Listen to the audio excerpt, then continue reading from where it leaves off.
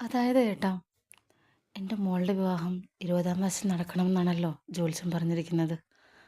അപ്പോൾ നമുക്ക് 20-ാം വയസ്സിൽ അവളുടെ വിവാഹം നടത്തണ്ടേ? അങ്ങനെയാണെങ്കിൽ മോളുടെ വിവാഹത്തിന് ശേഷം മാത്രമേ എൻ്റെ കല്യാണക്കാര്യം എൻ്റെ മോൾ അറിയാൻ പാടുള്ളൂ. അതായത് 3 വർഷം എൻ്റെ വിവാഹക്കാര്യം രഹസ്യമായി സൂക്ഷിക്കണം. ഇതാണ് എൻ്റെ ആവശ്യം. എൻ്റെ മോളെ, നീ എന്തൊക്കെയായി പറയുന്നത്? വിവാഹം കഴിഞ്ഞെന്ന് 3 വർഷം അവൾ അറിയാതെ നോക്കണമെന്നോ? അവൾ മാത്രമല്ല ഏട്ടാ, ആരും അറിയാൻ പാടില്ല. ഞാനിത് അവനോട് പറഞ്ഞിട്ടുണ്ട്. അവനത് ഓക്കെ പറഞ്ഞിട്ടുണ്ട്. അവനും അവൻ്റെ വീട്ടുകാരും ഞാനും എൻ്റെ വീട്ടുകാരും മാത്രമായിരിക്കും ഈ വിവാഹത്തിലുണ്ടാവുക. 3 വർഷത്തിന് ശേഷം എൻ്റെ മോളുടെ വിവാഹത്തിന് ശേഷം മാത്രമേ എൻ്റെ വിവാഹക്കാരും എൻ്റെ മോളും മറ്റുള്ളവരും അറിയാൻ പാടുള്ളൂ. എൻ്റെ മോളെ, നീ പറയുന്നത് നടക്കുന്ന വല്ല കാര്യമാണെന്ന് ചിന്തിക്കുന്നുണ്ടോ? വിവാഹം എന്ന് പറഞ്ഞാൽ അത്ര രഹസ്യമായിട്ട് സൂക്ഷിക്കാൻ പറ്റുന്നൊരു കാര്യമാണോ അത്? അത് 3 വർഷം എന്നൊക്കെ പറയുന്നത് അതൊന്നും നടക്കുന്ന കാര്യമല്ല മോളെ. ഏട്ടാ, എനിക്ക് മനസ്സിലാവും. പക്ഷേ എനിക്കിങ്ങനെ പറ്റുള്ളൂ ഏട്ടാ. നിങ്ങൾക്ക് എൻ്റെ വിവാഹം നടത്തിയേ പറ്റുള്ളൂ. എനിക്കാണെങ്കിൽ വിവാഹം കഴിക്കുമ്പോൾ എൻ്റെ മോള് തനിച്ചായെന്ന് തോന്നാൻ പാടില്ല എന്നൊരു വേദനയുണ്ട്. അതുകൊണ്ടാണ് ഏട്ടാ. എനിക്ക് വിവാഹം നടക്കുന്നതിൽ ഒരു പ്രശ്നവുമില്ല. എനിക്ക് ഓക്കെയാണ്. പക്ഷേ എൻ്റെ മോക്കതൊരു വേദനയാവരുത്. അവളുടെ അമ്മയുടെ സുഖം നോക്കി പോയി എന്ന് ഒരിക്കലും അവൾക്ക് തോന്നരുത്. എന്നെ അംഗീകരിക്കുന്നില്ലെങ്കിലും എന്നോട് സംസാരിക്കുന്നില്ലെങ്കിലും അവൾക്ക് വേണ്ടിയാണ് ഞാൻ ജീവിക്കുന്നതെന്ന് അവൾക്കറിയാം. പെട്ടെന്നൊരു ദിവസം ഞാനും അവളെ ഇട്ടിട്ട് പോയി എന്നറിഞ്ഞാൽ അതെന്നെ നമുക്ക് താങ്ങാൻ പറ്റില്ല ഏട്ടാ. അതുകൊണ്ടാണ്. മോളെ, നീ പറയുന്ന കാര്യം തീരെ യോജിക്കാൻ പറ്റാത്തൊരു കാര്യമാണ്. കാരണം മറ്റൊരു വിവാഹം കഴിച്ച നിന്റെ മുൻ ഭർത്താവ് അവൾക്ക് ഇപ്പോഴും ഇഷ്ടപ്പെട്ട അച്ഛനാണ്.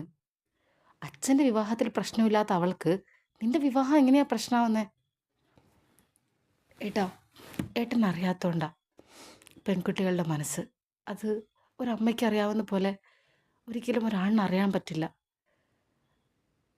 എനിക്ക് എൻ്റെ മകൾ അറിയാതെ വിവാഹം നടക്കുമെങ്കിൽ മാത്രമേ എനിക്ക് വിവാഹം കഴിക്കാൻ പറ്റുള്ളൂ.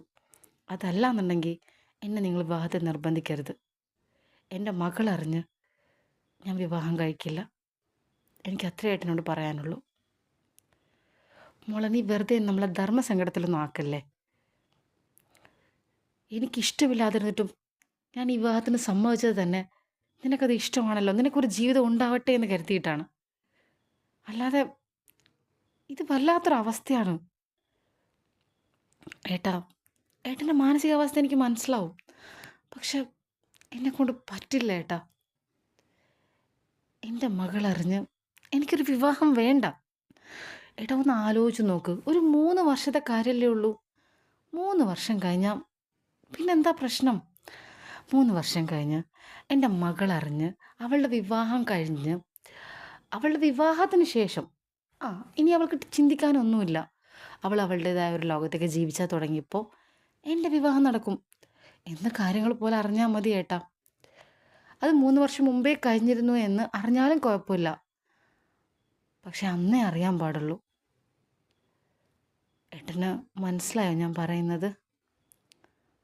അതായത് അവൾ അവളുടെ ജീവിതം തുടങ്ങിയതിന് ശേഷം മാത്രമേ അമ്മ ഒരു ജീവിതം തുടങ്ങിയിട്ടുണ്ട് എന്ന് അവൾ അറിയാൻ പാടുള്ളൂ. പ്ലീസ് ഏട്ടാ, എതിർത്തൊന്നും പറയരുത് ഏട്ടാ. പ്ലീസ്. ഏട്ടനറിയാലോ, എൻ്റെ ജീവിതമേ എൻ്റെ മകൾക്ക് വേണ്ടിയാ. ഏട്ടാ പ്ലീസ്. വല്യേട്ടൻ ഒന്നും മിണ്ടിയില്ല. മീനുവിൻ്റെ ആവശ്യങ്ങളൊന്നും ഒരിക്കലും അംഗീകരിക്കാൻ പറ്റാത്തതാണെന്ന് വല്യേട്ടന് മനസ്സിലായി. ഒരിക്കലും യോജിക്കാൻ കഴിയാത്തൊരു പയ്യൻ, അതാണ് അവൾ സെലക്ട് ചെയ്തത്. ഇപ്പോൾ വിവാഹം രഹസ്യമായിരിക്കണം. എത്ര ആലോചിച്ചിട്ടും മീനുവിൻ്റെ മനസ്സിലെന്താണെന്ന് വല്യേട്ടന് പിടികിട്ടുന്നുണ്ടായിരുന്നില്ല. എങ്കിലും കുറച്ചു നേരം വല്യേട്ടൻ മൗനമായിരുന്നു. വല്യേട്ടൻ ഇനിയൊന്നും സംസാരിക്കാതെ ചിന്തിക്കുകയാണെന്ന് മനസ്സിലാക്കിയതുകൊണ്ട് മീനു സംസാരിച്ചു. ഏട്ടാ, എനിക്കറിയാം ഞാൻ ഏട്ടനെ ചിന്താകുഴപ്പത്തിലാക്കിയെന്ന്. ഏട്ടൻ ആലോചിച്ചിട്ട് പറഞ്ഞാൽ മതി. ആരും അറിയാതെ വളരെ രഹസ്യമായി മാത്രമേ എൻ്റെ വിവാഹം നടക്കുന്നുണ്ടെങ്കിൽ മാത്രമേ ഞാൻ ഈ വിവാഹത്തിന് സമ്മതിക്കുള്ളൂ. ഒരിക്കലും എൻ്റെ മകൾ അവളുടെ വിവാഹം കഴിയാതെ അമ്മ വിവാഹം കഴിച്ചു എന്ന സത്യം അറിയരുത്. ഇതെൻ്റെ ആവശ്യമാണ്. ഇങ്ങനെ സാധിക്കുമെങ്കിൽ മാത്രമേ എനിക്ക് ഈ വിവാഹം വേണ്ടുള്ളൂ ഏട്ടാ. വല്യേട്ടൻ ഒന്നും സംസാരിക്കുന്നില്ല. ഞാനൊന്ന് ആലോചിക്കട്ടെ. വല്യേട്ടൻ ഫോൺ കട്ട് ചെയ്തു. വല്യേട്ടൻ ഇതിനും സമ്മതിക്കുമെന്ന് മീനുവിന് ഉറപ്പുണ്ടായിരുന്നു. കാരണം വീട്ടുകാരുടെ ആവശ്യം എൻ്റെ വിവാഹമാണ്. അതുകൊണ്ട് തന്നെ താൻ പറയുന്ന ഏത് ഡിമാൻഡും അവർ അംഗീകരിക്കും. അതുകൊണ്ടാണ് വല്യേട്ടൻ ജയ്യെ അംഗീകരിച്ചത്. മീനു ആ സന്തോഷത്തിലായിരുന്നു. മീനു ഒട്ടും ആലോചിക്കാതെ ജയ്യെ ഫോൺ വിളിച്ചു. ജയ് ഫോൺ എടുത്തില്ല. പിന്നെ ഒന്നും ആലോചിച്ചില്ല. നേരിൽ ചെന്ന് തന്നെ കാണാം. തൻ്റെ സന്തോഷം ഒന്ന് പ്രകടിപ്പിക്കണം. അതായിരുന്നു മീനുവിൻ്റെ മനസ്സിൽ. ഒന്നും ചിന്തിക്കാതെ സൂപ്പർ മാർക്കറ്റിലേക്ക്. സൂപ്പർ മാർക്കറ്റിലെത്തിയ മീനു ആദ്യം കണ്ടത് സൂപ്പർ മാർക്കറ്റിലെ മുതലാളിയെ തന്നെയായിരുന്നു. ആ, ഇത് മീനു മോളോ? എന്താ ഈ വഴിക്ക്? ആ, ഒന്നുമില്ല, ഞാൻ വെറുതെ ചെറിയൊരു പർച്ചേസ് ഉണ്ടായിരുന്നു, അതാ. ആണോ? എന്നാ മോൾ കയറൂ. ഞാനൊരു സ്ഥലത്ത് പോകാനിരിക്കുകയായിരുന്നു. ഞാൻ അവരെ വിളിക്കാം. ആ, അയ്യോ വേണ്ട, ഞാൻ നോക്കിയെടുത്തോളാം, എനിക്ക് കുഴപ്പമൊന്നുമില്ല, നിങ്ങൾ പോയിട്ട് വാ. ആ, എന്നാൽ ശരി മോളെ, എന്തെങ്കിലും ആവശ്യമുണ്ടെങ്കിൽ വിളിക്കണേ. ആ, വിളിക്കാം. ഓക്കെ.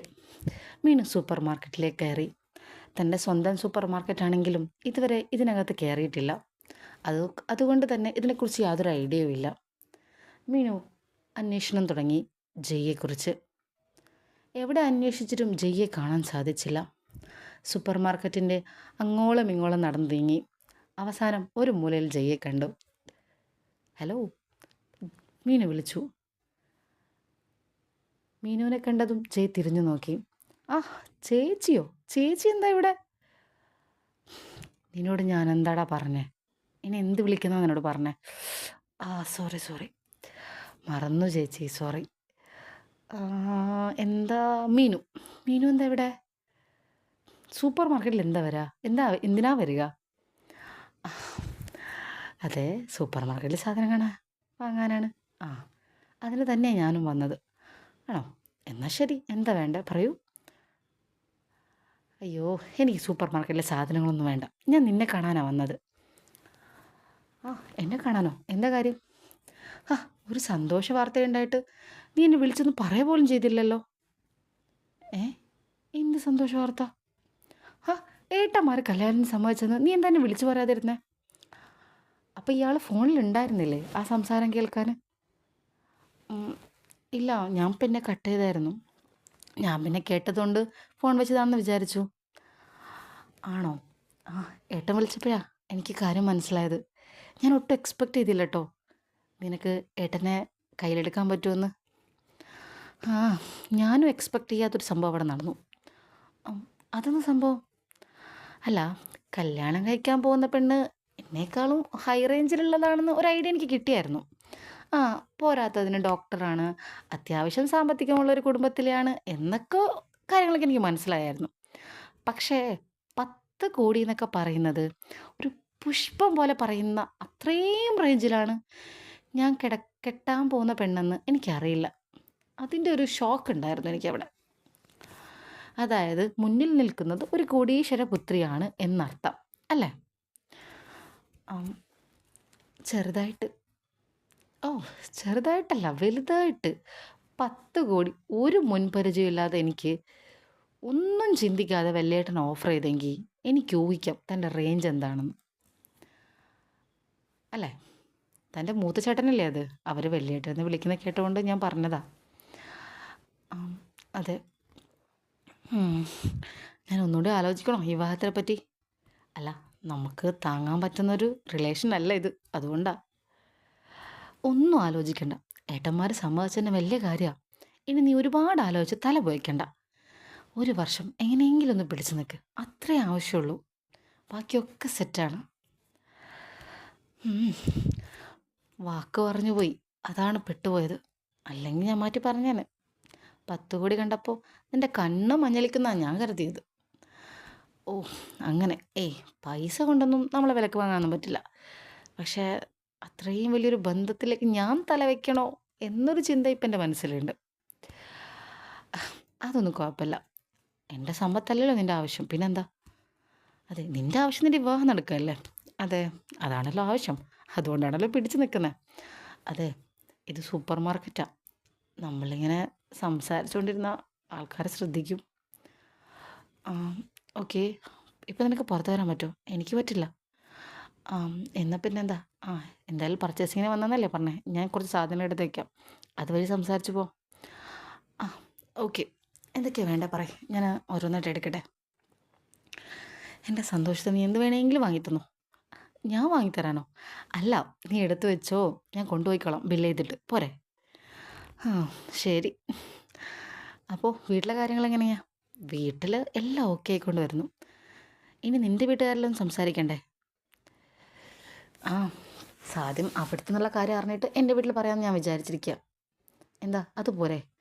എൻ്റെ വീട്ടിൽ ഏകദേശം സെറ്റാണ്. ഇനി പ്രത്യേകിച്ചൊന്നും അറിയാനില്ലെന്ന് തോന്നും. കേക്കൊക്കെ ഉണ്ടാക്കാറുണ്ടോ? കേക്കോ? എന്തിന്? അല്ല, കേക്കിൻ്റെ സാധനങ്ങൾ വെക്കണമെന്ന് അറിയാൻ വേണ്ടി ചോദിച്ചതാ. ഓ, അതോ, എന്ത് വേണമെങ്കിലും നീ വെച്ചോന്ന് ഞാൻ പറഞ്ഞല്ലോ. എനിക്ക് പ്രശ്നമൊന്നുമില്ല. ബില്ല് ചെയ്താൽ പോരെ? ആ, ഓക്കെ. അപ്പോൾ ഇതൊക്കെ എടുത്ത് വെക്കട്ടെ? ആ, വെച്ചോ. ഓക്കെ. സോപ്പ് എന്തെങ്കിലും ആവശ്യമുണ്ടോ? ആ, എന്ത് വേണമെങ്കിലും നീ വെക്കടാ. ഓക്കെ. ആ, പിന്നെ അപ്പോൾ ഇങ്ങനെയൊക്കെ പോവാം അല്ലേ? നമ്മളെ തീരുമാനത്തിൽ മാറ്റമൊന്നുമില്ല? ഇല്ല. നമ്മുടെ വിവാഹം എത്രയും പെട്ടെന്ന് നടക്കും. 1 വർഷം കഷ്ടപ്പെട്ട് പിടിച്ചേക്കുക. അത് കഴിഞ്ഞ് ഡിവോഴ്സ്. Okay, set. ഞാൻ എടുത്ത് കാല് വെക്കുന്നത് വല്ല മരണക്കുരുക്കായിരിക്കോ? ഇല്ലടാ, ഒന്നും ആവില്ല. നീ ഇതൊരു സിനിമ പോലെ കരുതിയാൽ മതി. നീ ഇതിലെ നായകനും ഞാനിതിലെ നായികയും. ഓക്കെ? നന്നായിട്ട് അഭിനയിച്ച് തകർക്കാൻ കിട്ടിയ ഒരു റോള് നമ്മൾ അഭിനയിച്ച് തകർക്കുന്നു. അത്രയേ ഉള്ളൂ. 1 വർഷം കാലം കഴിഞ്ഞ് എന്തെങ്കിലും പിരിയാനുള്ള കാരണങ്ങളുണ്ടാക്കി നമ്മൾ പിരിയുന്നു. ഓക്കെ? Okay, set. ഓക്കെ.